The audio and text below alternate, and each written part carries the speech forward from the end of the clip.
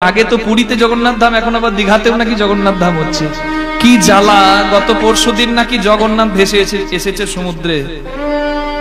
আমি তো অবাক হয়ে গেলাম, জগন্নাথ ভেসে এলো সমুদ্রে, কি ব্যাপার? পুরীতে কি আর ভালো লাগছে না?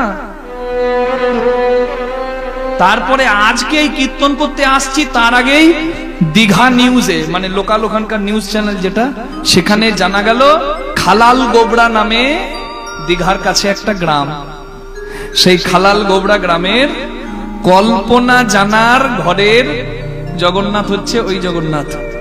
তো ওই জগন্নাথ মূর্তিটা মা দুর্গার মূর্তির সঙ্গেই পাশাপাশি রেখে দিয়েছিল।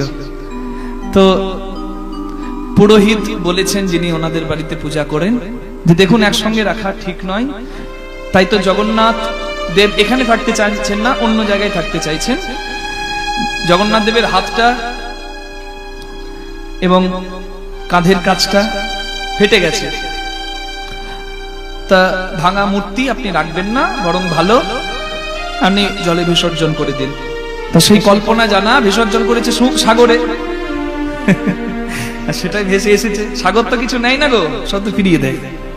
সাগরের কিছু যায় আসে না, আপনি যতই সাগরের ঢেউ গুনুন, সাগর নিজের কাজ করে যায়। তো ফিরিয়ে দিয়েছে। এখন কিছু মানুষ লাফিয়ে উঠেছে।